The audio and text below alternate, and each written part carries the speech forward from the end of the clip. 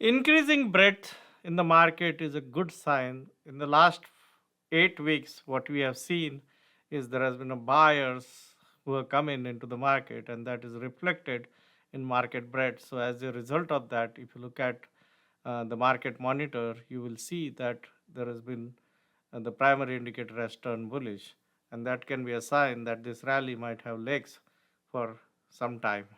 So let's look at the market monitor. And when you look at the market monitor, what you will see is that for quite some time, like and after some bouts of selling here, there was a lot of selling, but from around mid of June, what you saw is buying coming in 629, 751, 623, 1098. There was a little bit of a buying, there's a selling, but like again, buying came in and buying came in. Here, there's a big set of buying came in again.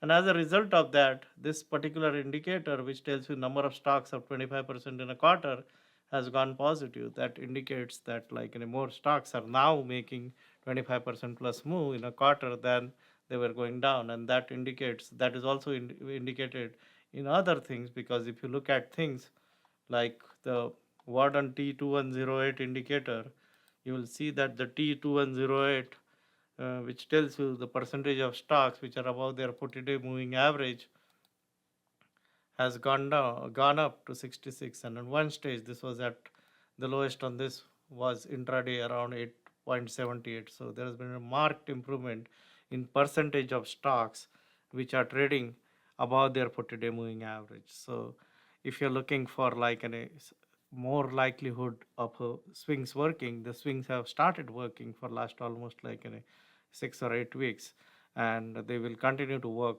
for some time till you see any deterioration in the breadth.